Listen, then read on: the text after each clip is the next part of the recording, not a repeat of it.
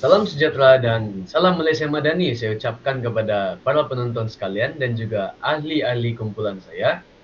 Baiklah, pada hari ini kami 3 guru akan menceritakan ataupun membincangkan tentang satu model pembelajaran yang kami telah pilih untuk menyampaikan pembelajaran dan pengajaran dalam sesuatu topik dalam pendidikan muzik di SKP tahun 4.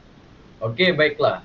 Topik yang kami telah pilih adalah topik nyanyian sebab kami adalah guru pendidikan muzik dan kami telah memilih topik nyanyian dan kami juga telah memilih target audiens kami ialah murid-murid tahun 4 iaitu kelas tahun 4 optimis.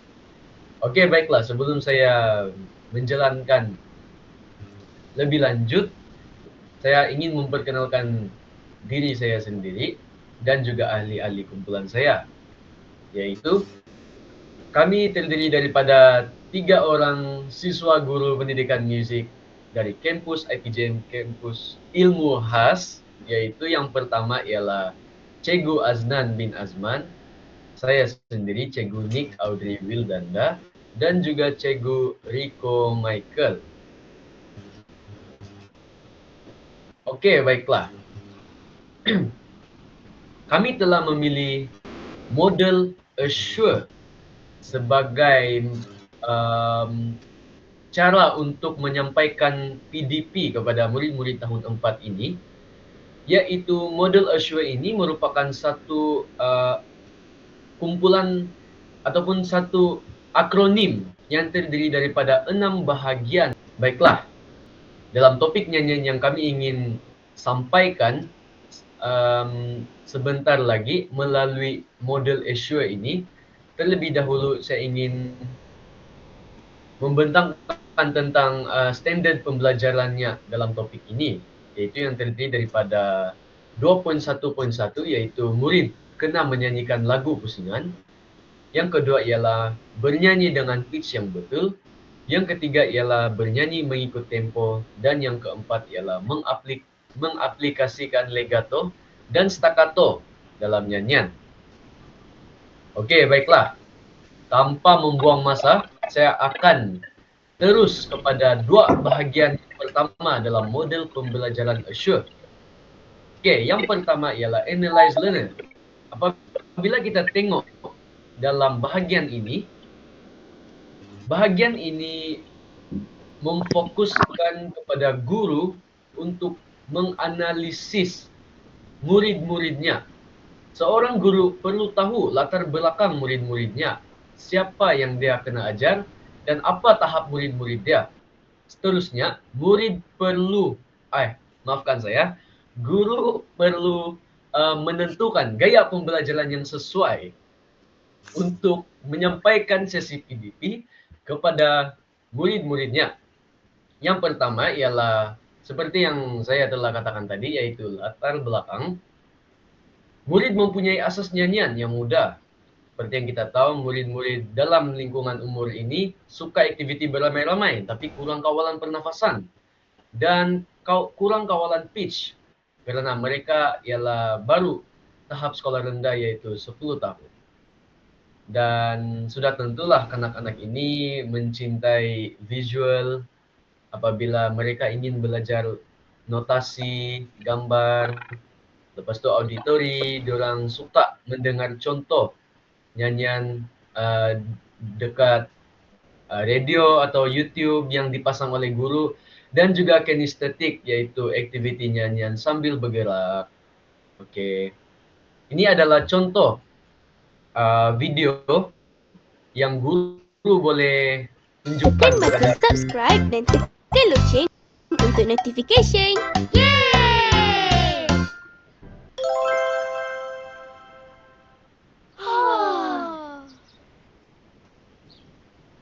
Kawan-kawan. Pagi-pagi kita kena buat senaman panaskan badan. Mari bersenam panaskan badan. Angkat tangan, angkat ke atas. Okey, baiklah. itulah contoh video yang seorang guru musik boleh tunjukkan kepada murid-murid tahun 4-nya. Seperti yang kita lihat tadi, video itu mempunyai banyak ciri-ciri seperti visual yang mempunyai visual yang menarik perhatian budak-budak dan juga gaya penyampaian yang sesuai kepada budak-budak lah, yang menarik perhatian budak-budak. Oke, baiklah. Dalam bahagian ini juga terdapat beberapa contoh yang guru boleh tanya. Contoh soalan yang guru boleh tanya kepada murid-muridnya. Sebagai contoh, soalan dia ialah, apabila kamu menyanyi, bahagian mana yang paling susah bagi kamu? Ikut tempo, ikut pitch, atau kawalan nafas? Ataupun, siapa pernah coba menyanyi lagu dalam bentuk pusingan? Bagaimanakah rasanya berbeza daripada bernyanyi biasa? Oke, tujuan soalan ini ialah guru harus mengenali dulu murid-muridnya. Dia harus mengenali murid-muridnya sebelum dia menyampaikan ataupun meneruskan sesi PDP yang seterusnya. Oke, baiklah. Seterusnya saya akan beralih kepada akronim yang seterusnya, yaitu state objective. Oke, baiklah. Dalam bahagian state objective ini, guru haruslah nyatakan objektif pembelajaran sebelum dia meneruskan sesi PDP dalam kelas ini lah. Oke, sebagai contoh dalam topik yang kami telah pilih ini, yaitu topik nyanyian, guru haruslah menyatakan beberapa objektif seperti menyanyikan lagu pusingan dengan sebutan vokal dan konsonan yang jelas. Lepas tu menyanyi dengan pitch yang betul, melalui aktiviti mendengar dan mengajuk. Yang ketiga ialah menyanyi mengikut tempo yang ditetapkan oleh guru, dan yang terakhir ialah membezakan dan mengaplikasikan gaya nyanyian, legato dan staccato dalam lagu. Okey.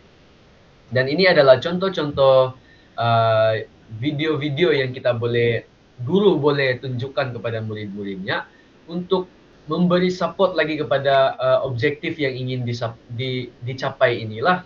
Dan pada bahagian ini, soalan-soalan yang guru boleh tanya kepada murid-muridnya ialah, contohnya, hari ini kita akan belajar nyanyian dengan pitch, tempo, legato, dan staccato. Apa beza kalau kita nyanyi dengan tempo betul atau tidak?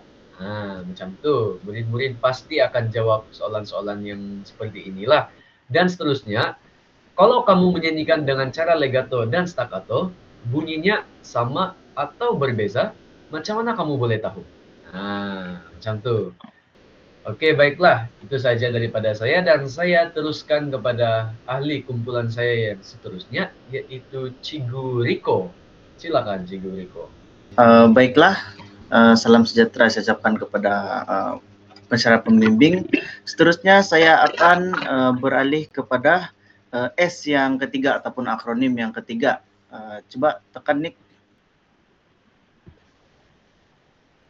Baiklah, S yang ketiga merupakan Select Methods, Media, and Materials, yaitu pilih kaedah, media, dan juga bahan.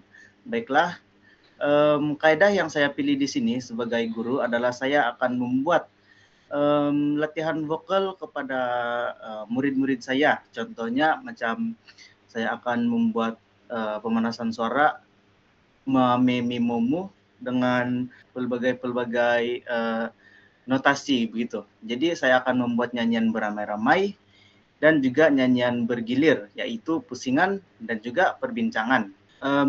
Media yang saya akan gunakan adalah audio lagu, yaitu video pendek demonstrasi nyanyian, legato, dan juga staccato.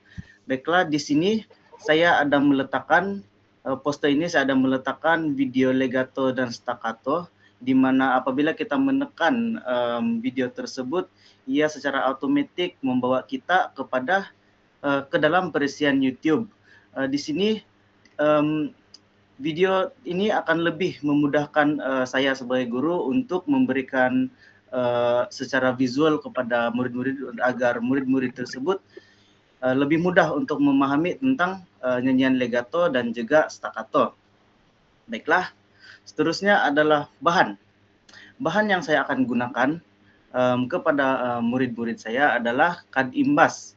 Kad imbas notasi muda ini adalah gambar simbol musik legato, yaitu sebagai contoh adalah satu kad tuh dia mempunyai gambar ataupun simbol legato. Yang seterusnya adalah staccato. Begitu juga dengan staccato lah, yaitu titik. Oke, baiklah. Apabila kita menekan huruf legato di bawah ini, dia akan secara langsung menunjukkan simbol staccato kepada murid-murid. Begitu juga dengan perkataan staccato yang berada di sebelah legato tersebut. Nah, ini akan lebih memudahkan saya lah dan juga murid untuk memahami tentang simbol-simbol ataupun simbol, dan juga murid dapat menyanyikan lagu ini. Oke, baiklah. Pada akhir pembelajaran ini saya boleh menanyakan soalan kepada murid-murid saya, yaitu saya akan menunjukkan simbol notasi dan juga notasi legato dan juga staccato pada kad kepada murid. Jadi saya akan bertanya kepada mereka, simbol manakah yang menunjukkan bunyi bersambung? Macam tuh. Kenapa kamu pikir macam tuh? Saya bertanya kepada mereka. Ataupun saya akan memainkan lagu pendek dan bertanya kepada mereka, apa yang kamu dengar dalam contoh audio yang Cikgu berikan ini? Pitch-nya betul ataupun lari? Ataupun tempo laju ataupun perlahan? Begitu. Baiklah, seterusnya adalah U. U ini adalah utilized media and materials, di mana di sini saya akan menggunakan dan juga bahan lebih kurang macam yang select method tadi, tetapi pada kali ini saya akan memberikan contoh media dalam rakaman. Saya akan memberikan contoh dalam tajuk lagu pusingan. Saya akan memberikan rakaman lah kepada murid-murid saya yang saya ambil dari sumber YouTube. Jadi seperti mana yang kita dapat lihat di dalam poster ini, saya ada meletakkan video YouTube yaitu video lagu pusingan. Jadi seterusnya saya akan menunjukkan simbol legato dan juga staccato pada kad imbas seperti yang saya katakan tadi lah di dalam select method itu. Jadi saya akan menggunakan alat perkusi yaitu tamborin untuk membantu murid kekal dengan tempo. Apa yang dimaksudkan di sini adalah saya akan kaidah ini saya akan menggunakan tamborin agar tidak ada murid yang terlalu laju ataupun tidak terlalu lambat. Senang kata, murid-murid yang menyanyi dalam kelas itu akan serentak menyanyi. Macam tu.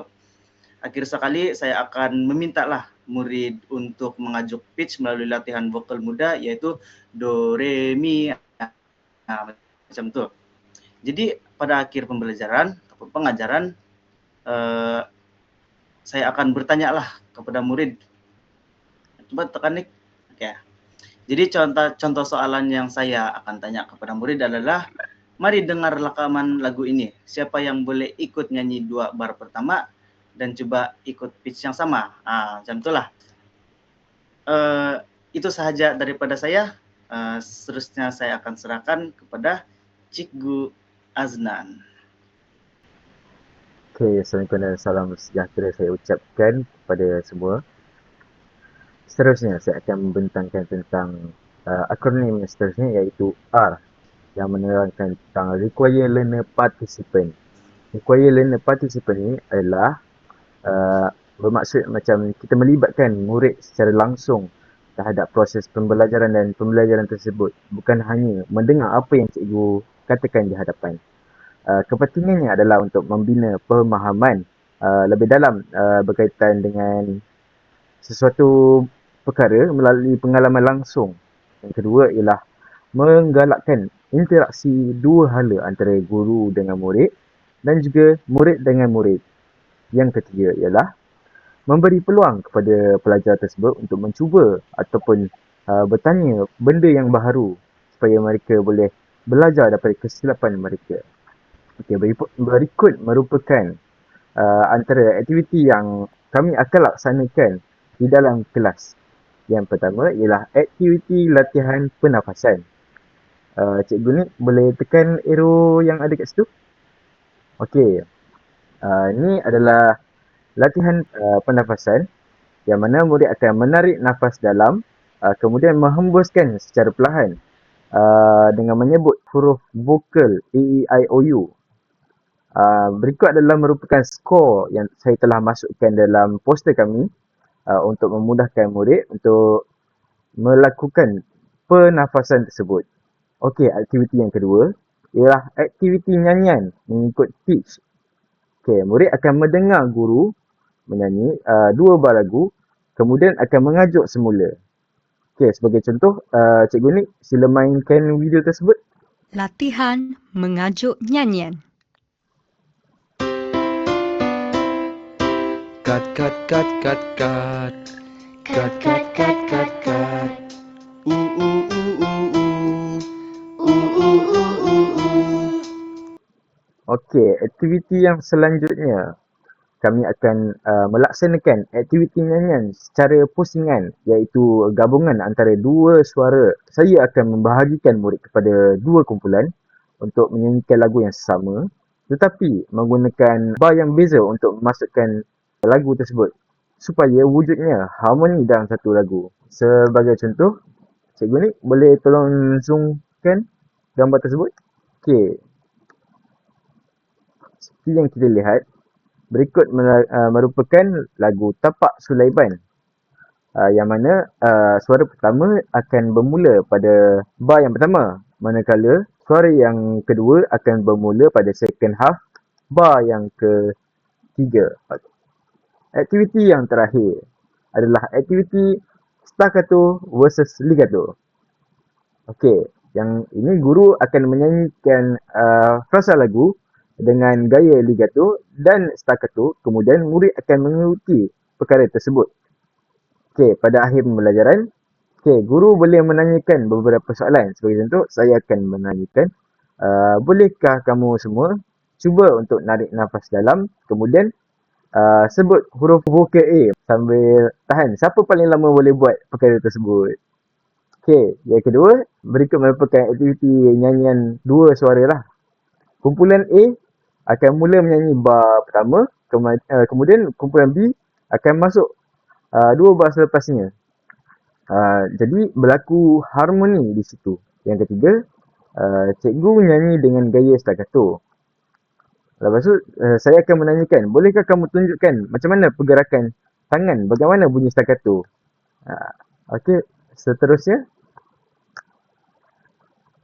Okey, saya akan menerangkan huruf akronim terakhir, iaitu E dalam model ESO, iaitu evaluate dan revise, iaitu ialah berkaitan dengan penilaian dan semakan.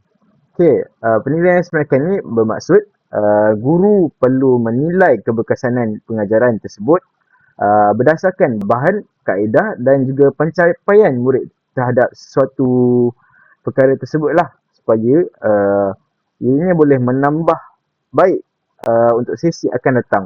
Yang pertama ialah murid dapat menyanyikan lagu pusingan dengan tepat. Ini yang macam saya katakan tadi, iaitu aktiviti ketiga kita, iaitu nyanyian pusingan. Murid dapat dilihat menyanyikan lagu pusingan tersebut dengan tepat. Hal ini membuktikan bahawa perkara tersebut tercapai. Okey, yang kedua ialah murid dapat menyanyi mengikut tempo yang diberikan. Okey, perkara tersebut kita boleh latih melalui aktiviti yang Cikgu Riko katakan tadi, iaitu menggunakan tamborin dalam pembelajaran supaya murid boleh mahir mainkan lagu ataupun menyanyikan lagu tanpa bantuan sokongan daripada tamborin. Okey, yang ketiga ialah murid dapat membezakan antara legato dan staccato. Okey, dalam aktiviti tadi, murid akan meneka sama ada pergerakan tersebut ataupun nyanyian guru tersebut adalah bersifatkan legato ataupun staccato. Okey, pada akhir pembelajaran, Okey, berikut merupakan contoh soalan yang cikgu boleh tanyakan kepada murid. Siapa yang boleh bezakan contoh nyanyian cikgu tersebut? Sama ada staccato ataupun legato. Yang kedua ialah macam kalau kamu tersilap tempoh semasa lagu pusingan, apa yang akan berlaku pada nyanyian kumpulan tersebut? Perkara ini murid perlu fikirkan lah supaya mereka berlaku perkembangan dan penambahbaikan untuk sesi yang seterusnya. Yang ketiga, apa yang kamu rasa kamu paling mahir hari ini? Ini adalah salah satu teknik penilaian yang berkesan lah supaya murid, supaya guru dapat menilai murid dan membahagikan tugasan tersebut dengan lebih efisien. Jadi berlakulah pembelajaran terbeza yang mana guru boleh menilai murid tersebut berdasarkan sebagai jenis karakter. Okey, setakat itu saja poster yang telah kami buat pada hari ini. Okey, kesimpulannya, guru dapat menyusun pengajaran dengan lebih sistematik. Jadi macam saya cakap tadi, guru dapat merancang aktiviti nyanyian step by step, langkah demi langkah bermula daripada analisis sehinggalah penilaian semula. Okey, yang kedua ialah murid sebagai fokus utama. Aktiviti nyanyian disesuaikan dengan tahap kebolehan, minat dan gaya pembelajaran murid. Oleh itu, guru boleh melakukan pembelajaran terbeza. Perkara ini boleh memudahkan murid untuk memahami perkara tersebut. Yang ketiga, penggunaan media dan teknologi. Sebagai contoh, video-video tambahan seperti sokongan daripada YouTube dan juga skor yang diberikan oleh guru membantu murid dalam memahami pembelajaran tersebut. Okey, akhir kata model Ashua ni sangat membantulah guru dalam melaksanakan tugasan mereka dan juga membantu murid untuk memahami ataupun menjadikan murid tersebut lebih faham akan sesuatu perkara tersebut. Sekian itu saja daripada saya. Mohon jika tersilap kata, maafkan saya dan ahli kumpulan saya. Itu saja daripada kami. Sekian, terima kasih. Terima kasih.